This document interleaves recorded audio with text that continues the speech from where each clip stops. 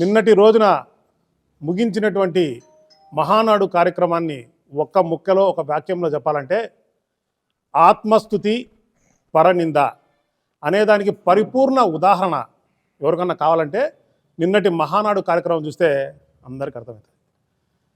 ఏం చేసినామో చెప్పుకోలేని దౌర్భాగ్య పరిస్థితి, ఏమి చెయ్యాలో అనే క్లారిటీ లేని పరిస్థితిలో మొత్తం నిన్న 2 రోజులు మహానాడు కార్యక్రమం ఆత్మశుద్ధి చేసుకోవడానికి ఒక 20% సరిపోతే మిగతా 80% అంటే ప్రతిపక్ష పార్టీ పైన వైఎస్ఆర్సీపీ పార్టీ పైన నిందలు పరనిందలు వేసేదానికి మిగతాదంతా సరిపోయింది. మహానాడు కార్యక్రమానికి ముఖ్యంగా థీమ్ ఏమైతే తీసుకున్నారో మహిళా థీమ్ మరియు యువత ప్రధానంగా థీమ్ తీసుకున్నామని చెప్పి స్త్రీ శక్తి అని కూడా పెట్టడం జరిగింది. సో ఆంధ్ర రాష్ట్రంలో ఉండే మహిళలందరూ కూడా ఎక్స్పెక్ట్ చేస్తున్నారు ఆడబిడ్డ నిధి పైన ఏమన్నా ఒక ప్రకటన వస్తుందని, లేకపోతే మహిళలు నిరుద్యోగులు ఉండేవాళ్ళు మాకు నిరుద్యోగ వృత్తి వస్తుందని ఏమన్నా ఎక్స్పెక్ట్ చేస్తున్నారు. మహిళలు అంటే బీసీ ఎస్సీ ఎస్టీ మైనారిటీ మహిళలు మాకు 50 years దాటిన వాళ్ళకి పెన్షన్ వస్తుందేమన్నా ఎక్స్పెక్ట్ చేస్తున్నారు. ఎలక్షన్స్లో హామీలేమో చెప్పడంలో జగన్మోహన్ రెడ్డి కంటే ఎక్కువ ఇస్తామని చెప్పినారు కాబట్టి మాకేమన్నా ఆసరా వస్తుందా, చేయూత వస్తుందా, కాపు నేస్తం వస్తుందా, ఈబీసీ నేస్తం వస్తుందా, చేదోడు వస్తుందా, తోడు వస్తుందా, ఇవన్నీ గతంలో మహిళల కోసం కేటాయించినారు జగన్మోహన్ రెడ్డి గారు. సో ఇవన్నిటిపైన కూడా ఏమన్నా ప్రకటన చేస్తారు అని చెప్పేసి మహిళలు భావించారు. ఏ ఒక్క ప్రకటన చేయకోకుండా మహిళల ఆశలపైన వాళ్ళ ఆశలన్నీ నిరాశ అయ్యేటట్టుగా నిన్న ప్రోగ్రాం 2 రోజుల ప్రోగ్రాం చూస్తే తెలుస్తుంది. అదేవిధంగా యువతకు థీమ్ అని చెప్పినారు మహానాడు. యువతకు నిరుద్యోగ భృతి ఏమైనా ఇస్తారా, లేకపోతే స్కూల్ విద్యార్థులకు కాలేజ్ విద్యార్థులకు ఫీజు రియంబర్స్మెంటు, కాలేజ్ హాస్టల్ ఫీజులు ఏమైనా కడతారా, లేకపోతే ప్రైవేట్ మెడికల్ కాలేజీల గవర్నమెంట్ మెడికల్ కాలేజీల ప్రైవేటీకరణ ఏమైనా ఆపుతారా, ఇలాంటివన్నీ కూడా ఎక్స్పెక్ట్ చేస్తారు యువత. అలాంటి దానిపైన కూడా ఎటువంటి ప్రకటన చేయకోకుండా కేవలము ఆత్మస్తుతి పరనిందకే 2 రోజులు కూడా సరిపోయింది.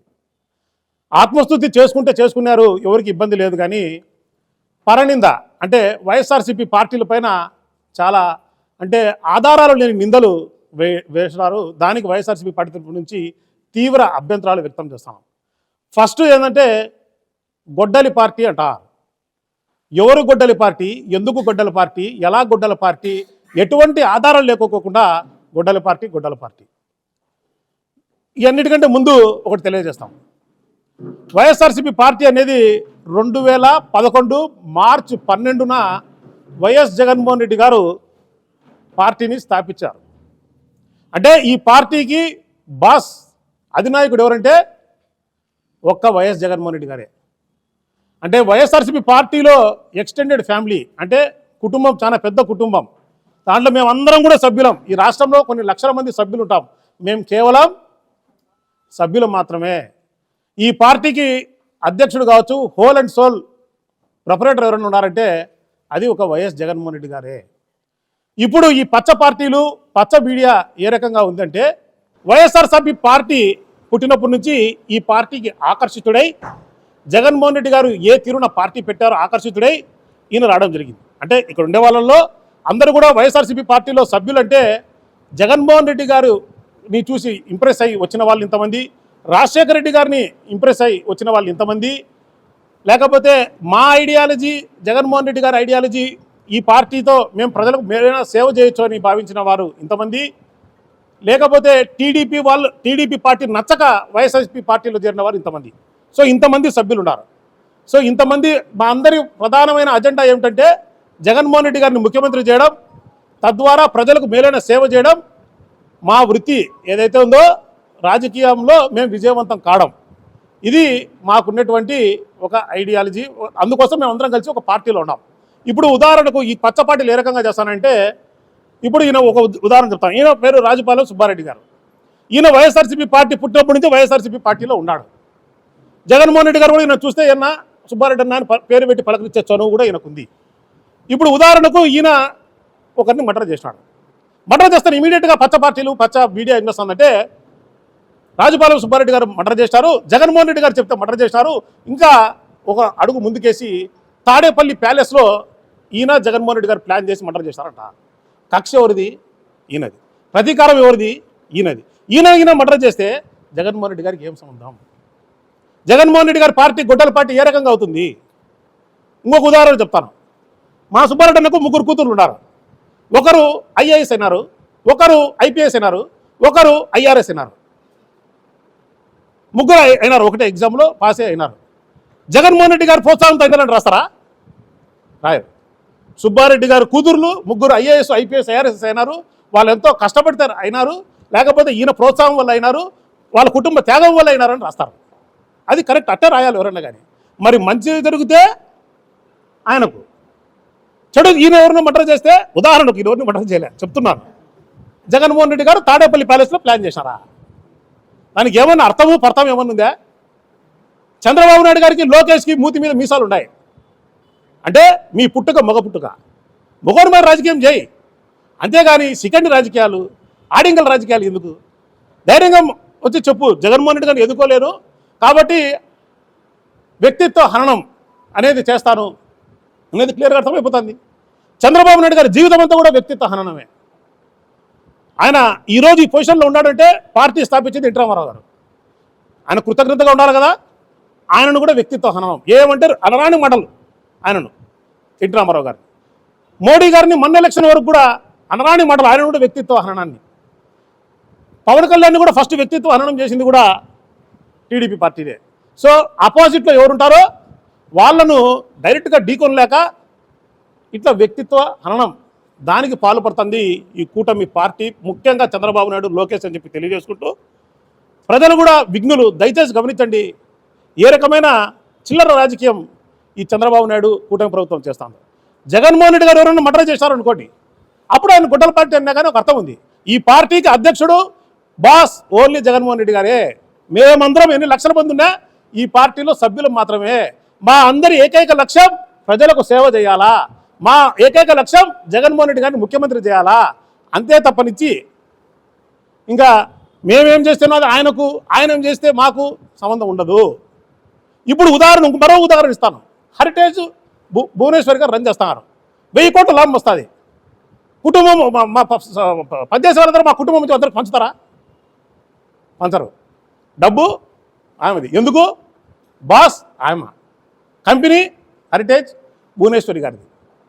కాబట్టి ఒకవేళ ఈయన ఏమన్నా అంటే ఉదాహరణకు సుబ్బారెడ్డి ఏదైనా తప్పు చేస్తే ఫలాని సుబ్బారెడ్డి గారు తప్పు చేశారని రాయండి, లేదా ఫలాని పార్టీలో అయిన సభ్యుడు అని రాయండి, లేదా ఫలాని పార్టీలో అయిన ఉపాధ్యక్షుడు రాయండి. అంతవరకే కానీ పార్టీ మొత్తానికి గొడ్డల పార్టీ అనే హక్కు ఎవరిచ్చారు? మూతి మీద మీసం పెరిగితే మొగరు మీద రాజకీయం చేయి, అంతేగాని సెకండ్ రాజకీయాలు, ఆడింగల రాజకీయాలు మానుకోవాలా అని చెప్పేసి కూటమి పార్టీకి తెలియజేసుకుంటూ, ఇక రెండోది, తల్లిని చెల్లిని గెంటేశారంట. నాకు తెలిసినంత వరకు ఇక్కడ నేను ఒక ఇన్ఛార్జ్గా కాకోకుండా ఒక వైఎస్ఆర్సీపీ పార్టీ ఒక దగ్గర కుటుంబ సభ్యులుగా నేను మాట్లాడతాను. విజయమ్మ వాళ్ళు, శర్మలమ్మ గారు ఫస్ట్ నుంచి ఏ ఇంట్లో ఉంటారో అదే ఇంట్లో ఉన్నారు. ఎవరికి గెంటేసినారు? ఎవరికి గెంటేసినారు? ఎలాగైతే భువనేశ్వరి గారు లోకేష్ను ఏ పట్ల అంటే ఆయన ఏదైనా ప్రయాణం చేసినా ఎక్కడుండావు, ఏమన్నా తిన్నావా, ఏం చేసినావు అని ఏ తల్లి అయితే ఏ కొడుకునైతే ఏ రకంగా అయితే అడుగుతుందో, అదేవిధంగా విజయమ్మ గారు కూడా జగన్మోహన్ రెడ్డి గారి పట్ల ఈరోజు కూడా అదే ప్రేమ, ఆప్యాయత, అనురాగం ఉన్నాయి. మనం ఖచ్చితంగా వాళ్ళు ఇక్కడ క్రిస్మస్కు లేకపోతే రాజశేఖర రెడ్డి గారి వర్ధంతికి కావచ్చు, జయంతికి కావచ్చు, పులివెందులకు కలుసుకుంటారు. సేమ్ అదే ఆప్యాయత, అదే బ్లెస్సింగ్, అదే దీవించడం, అదే ముద్దు పెట్టడం, అదే ఫస్ట్ రోజు నుంచి ఉంది, ఈ రోజు కూడా అదే ఉంది. భేదాభిప్రాయాలు ఉండడం కామన్. ఇదే ఈనాడుకు, ఆంధ్రజ్యోతికి, పచ్చ పార్టీకి ఛాలెంజ్. ఈ భారతదేశంలో భేదాభిప్రాయాలు లేని కుటుంబం ఏడం ఉందో చెప్పండి? ఉంటాయి ఖచ్చితంగా. కుటుంబం అన్నాక భేదాభిప్రాయాలు ఉంటాయి. ఉన్నంత మాత్రాన తల్లిని చెల్లిని తరిమేసినారు. ఏమిటి మాటలు? అంటే మీరు ప్రతిసారి తల్లిని చెల్లిని తరిమేస్తారంటే విజయమ్మ గారు బయటకు వచ్చి లేదు నా కొడుకుతున్న పద్దన్న మాట అన్న ఆయన పలాని చోట ఉన్నాడు లేదా పలాని తిన్నాడని మీకు చెప్పాలన్నా, ఎక్స్ప్లెనేషన్ ఇవ్వాలన్నా? మీరు ఇస్తారా ఆ రకంగా? ఇట్లా ఆ భేదాభిప్రాయాలన్నీ సమసిపోవాలా, వైఎస్ఆర్సీపీ పార్టీ కుటుంబం అంతా ఒకటిగా ఉండాలని చెప్పేసి ప్రతి ఒక్కరం కూడా ఇక్కడ వైఎస్ఆర్సీపీ పార్టీ వాళ్ళందరూ కోరుకుంటారు. శవాల పైన పేలాలు ఏరుకుంటే వాళ్ళు మీరు కాబట్టి వైఎస్ఆర్సీపీ పార్టీ కుటుంబం ఒకటిగా ఉండకూడదు అని కోరుకుంటూ మాట్లాడుతున్న వాళ్ళు వీరు.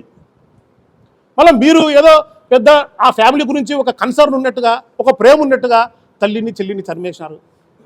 ఎవరు తరిమేసినారు? ఎక్కడికి తరిమేసినారు? వాళ్ళు ఫస్ట్ నుంచి ఏ ఆస్తులు అయితే ఉన్నాయో వాళ్ళు అదే ఆస్తుల్లో ఉన్నారు. ఎవరెవరు వ్యాపారాలు చేసుకుంటారో వాళ్ళు అదే వ్యాపారాలు చేసుకుంటారు. ఎవరిని తరిమేసినారు, ఎక్కడికి తరిమేసినారు? మాట్లాడేదానికంటుగా ఒక మీనింగు, ఒక అర్థము ఉండాలా. దయచేసి విఘ్నత కలిగిన ప్రజలు ఒక్కసారి ఆలోచన చేయండి. కూటమి పార్టీ అనేది వాళ్ళు చెప్పేటి ఏదన్నా మనం అర్థం చేసుకోవాలంటే మనము మనసుతో అర్థం చేసుకోవాలా. అప్పుడు తెలుస్తుంది వీళ్ళు ఎంత దౌర్భాగ్యులని. బుర్ర కావాల్సిన డ్రామా వీళ్ళు కలుపుతారు. అంటే వీళ్ళ కాడ ఏది ఉండదు కాబట్టి డైవర్ట్ చేయడానికి గొడ్డలి పార్టీ, తల్లిని చనివేసినారు, దానికి ఒక డ్రామా జుట్టి ప్రజలకు అంటే కనువిందుగా చూసేదానికోసం బుర్రకు దాని పట్ల ఆకర్షితులయ్యేటట్టుగా మాట్లాడతారు. కాబట్టి ఖచ్చితంగా కూటమి పార్టీ ఏమి చెప్పినా కానీ దయచేసి మనసుతో విఘ్నతతో ఆలోచన చేయండి. సో ఏ రకంగా ఇది గొడ్డల పార్టీ, ఏ రకంగా ఇది తల్లిని తరిమేస్తారు? అలాంటిది ఏమీ లేదు. జగన్మోహన్ రెడ్డి గారు ఒక నెంబర్ 1 కొడుకు, తల్లి మాటను జవదాటని కొడుకు. అదేవిధంగా ఒక చిల్లర రాజకీయాలు చేయనటువంటి వాడు. పదవి కోసం సోనియా గాంధీ దగ్గర ఆయన లాలూచి పడింటే ఆ రోజే ఆయన ముఖ్యమంత్రి అయ్యేవాడు. అబద్ధాలు చెప్పలేదు 2014లో. మోసమైన హామీలు ఇచ్చినట్టే 2014కే ముఖ్యమంత్రి. కానీ జగన్మోహన్ రెడ్డి గారు అట్లా చేయలే. మీరందరూ చెప్తారు గొడ్డల పార్టీని ఎందుకు చెప్తారు? వివేకానంద రెడ్డి గారి మర్డర్ని ఉద్దేశించి చెప్తారు. ఇదే సునీతమ్మ అంటే ఏదైతే వైఎస్ వివేకానంద రెడ్డి గారు కుమార్తె సుప్రీంకోర్టులో కూడా ఇంకా విచారణ చేయాలా అని చెప్పి సుప్రీంకోర్టు నివేదిస్తే సుప్రీంకోర్టు సిబిఐని అడిగింది. ఏమండి అడుగుతున్నారు పిటిషనర్ తరఫున అంటే వివేకానంద రెడ్డి గారు కుమార్తె ఇంకా ఏమైనా విచారించాలన్నా అంటే ఎవరిని విచారించాల్సిన పని లేదు. అంటే ఆమె ఉద్దేశం జగన్మోహన్ రెడ్డి గారిని, భారతిరెడ్డి గారిని విచారించాలని. కానీ అటువంటి విచారణ అవసరం లేదు. ఎందుకంటే జగన్మోహన్ రెడ్డి గారు పాత్రధారి గారు, సూత్రధారి గారు. ఆ మర్డర్ వల్ల జగన్మోహన్ రెడ్డి గారికి ఒక 1% కూడా ఆయనకు లాభం జరిగే పరిస్థితి లేదు. కాబట్టి ఆయన ఎందుకు చేస్తాడు అని. మరి ఎవరు గొడ్డల పార్టీ, ఎలా గొడ్డల పార్టీ, ఎందుకు గొడ్డల పార్టీ? కాబట్టి మాట్లాడితే ఏదన్నా ఒక అర్థం ఉండాలా, ఒక మీనింగ్ ఉండాలా. ఇది దాటిపోతే ఇంకా నెక్స్ట్ చెప్తాను. చంద్రబాబు నాయుడు గొడ్డల party never again, NDA party again అంట. ఎందుకు నీకు ప్రజలు ఓట్లేస్తారు? నువ్వు సూపర్ 6లో ఉండే హామీలు అంటే ఆడబిడ్డ నిధి ఇవ్వనందుకు నీకు మళ్ళీ నీకు ఓట్లేయాలనా? లేకపోతే నిరుద్యోగ వృత్తి ఇవ్వనందుకు నీకు ఓట్లేయాలనా? లేకపోతే బీసీ ఎస్సీ ఎస్టీ మైనారిటీలకు 50 ఏళ్లకు పెన్షన్ ఇవ్వనందుకు నువ్వు ఓట్లేయాలనా? మళ్ళా లేకపోతే కరెంటు ఛార్జీలు పెంచినందుకు నీకు ఓట్లేయాలనా? నిత్యావసర సరుకుల ధరలు పెంచినందుకు నీకు ఓట్లేయాలనా? లేకపోతే డీజిల్ ఛార్జీలు పెంచినందుకు నీకు మళ్ళీ ఓట్లేయాలనా? ఏ దానికి ఓట్లేయాలా? ఎరువులు రేట్లు పెంచినందుకు నీకు ఓట్లేయాలనా? లేకపోతే గవర్నమెంట్ మెడికల్ కాలేజ్ ప్రైవేటీకరణ చేస్తానందుకు నీకు ఓట్లేయాలనా? ఏ దానికి ఓట్లేయాలా? నువ్వు ఏమీ చెప్పుకోలేని దౌర్భాగ్య పరిస్థితి. అదే జగన్మోహన్ రెడ్డి గారు 2 సంవత్సరాల కాలంలో అధికారంలో ఉన్నప్పుడు 98% సూపర్ 6 ఏదైతే హామీలు ఉన్నాయో అవన్నీ ప్రజలకు ఇచ్చేయడం జరిగింది. మీకు నచ్చితే ఓటేయండి అని అడిగినటువంటి మొనగాడు వైఎస్ జగన్మోహన్ రెడ్డి గారు. మీరు ఎంతసేపు ఉన్నా కానీ ప్రజలను మోసగించడం, మాయ చేయడము మీరు స్పెషలిస్టులు. మీకు ఎందుకు మళ్ళీ ఓట్లు వేస్తారు? ఇంకోటి ఏమంటాడు, ఎన్డీఏ వన్స్ అగైన్ అంటాడు. చంద్రబాబు నాయుడును చూస్తే అసలు నవ్వుకోవాలన్నా ఏడ్చాలన్నా అర్థం కావడంలే ప్రజలకు. ఇప్పుడు గతంలో ఓన్లీ పవన్ కళ్యాణ్ అంటున్నాడు ఈ పూట 15 ఏళ్ళు ఉంటుంది 15 ఏళ్ళు ఉంటుందని. అప్పుడు చంద్రబాబు నాయుడు మాట్లాడలే, లేకపోతే బీజేపీ మాట్లాడలే దాని గురించి. అంటే 15 ఏళ్ళు ఉంటామో లేదా 5 ఏళ్ళు ఉంటామో 10 ఏళ్ళు ఉంటామో అని. ఇప్పుడు మొట్టమొదటిసారిగా చంద్రబాబు నాయుడు కూడా మళ్ళీ ఎన్డీఏకి వేయాలంటున్నాడు. కానీ ఎన్డీఏలో భాగస్వాములుగా ఉండేటువంటి చంద్రబాబు నాయుడు ఎన్డీఏ మళ్ళీ రావాలంటున్నాడు, పవన్ కళ్యాణ్ అంటున్నాడు. కానీ బీజేపీ వాళ్ళ గురించి ఏం మాట్లాడడంలే. అంటే దాని అర్థం ఏమి? అంటే మీతో ఉండాలని బీజేపీకి ఉన్నట్టు లేదు. అందుకు వాళ్ళేం చెప్పడంలే. 3 పార్టీలు ఉంటే 2 పార్టీలు మేము ఉంటాము, ఎన్డీఏ కావాలంటున్నారు. 3వ పార్టీ అయితే ఏం మాట్లాడడంలే. అది మీరు ఒకసారి ఆలోచన చేయండి అని చెప్పి తెలియజేసుకుంటూ, ఇక మీరు సంపద ఎంత సృష్టించారో చెప్పలేదు. మీకు చాలా ఇష్టమైన పదం సంపద సృష్టి. రెండోది డబుల్ ఇంజన్ సర్కార్.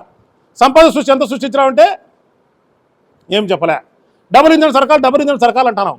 డబుల్ ఇంజన్ సర్కార్ వల్ల ఇదే ఈ రాష్ట్రానికి నేనేం మాట్లాడుతానో వైజాగ్ స్టీల్ ప్లాంట్కి డబ్బులు తెచ్చినా ఉంటున్నాం. వైజాగ్ స్టీల్ ప్లాంట్ ఇప్పుడు నష్టాల్లో ఎందుకుంది? ఆ స్టీల్ ప్లాంట్కు గని లేదు, అంటే సొంతగా గని లేదు. అందుకు ఆ ప్లాంట్ నష్టాల్లో ఉంది. నువ్వు ఇప్పుడు 10,000 కోట్లు తెచ్చినా ఉంటారే, ఆ డబ్బులు తీసుకొని ఆ ఎంప్లాయీస్ అందరికీ డబ్బులు చెల్లగొట్టి ఆ ఫ్యాక్టరీని అమ్మేయాలని ప్రయత్నం చేస్తున్నావు.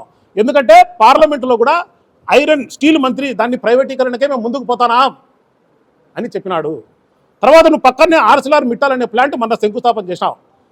నీకు గవర్నమెంట్ ప్లాంట్కు ఎవరన్నా కానీ సొంత గని కావాలని కోరుతారా, లేకపోతే ప్రైవేట్ వాళ్ళకు సొంత గని కావాలని కోరుతారా?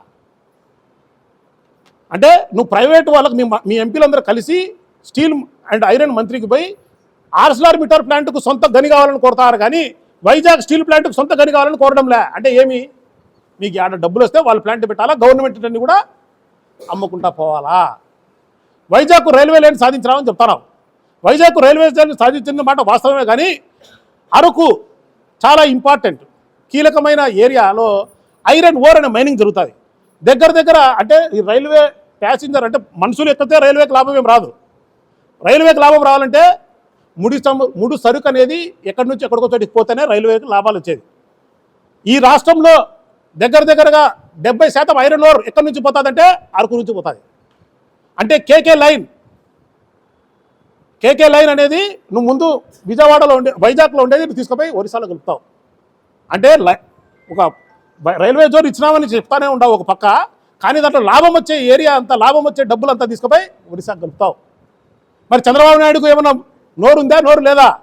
కూటమి ప్రభుత్వం అంటే ఎన్డీఏ ప్రభుత్వం అని చెప్తున్నాడు కదా, మరి అది కూడా సాధించుకోలేడు దౌర్భాగ్యుడు చంద్రబాబు నాయుడు. దీనికోసం నీకు మళ్ళీ రెండోసారి ఎన్డీఏకి అధికారం ఇవ్వాలనా అని చెప్పి తెలియజేసుకుంటూ, సో ఖచ్చితంగా విఘ్నత కలిగిన ప్రజలందరూ కూడా దయచేసి ఆలోచన చేయండి.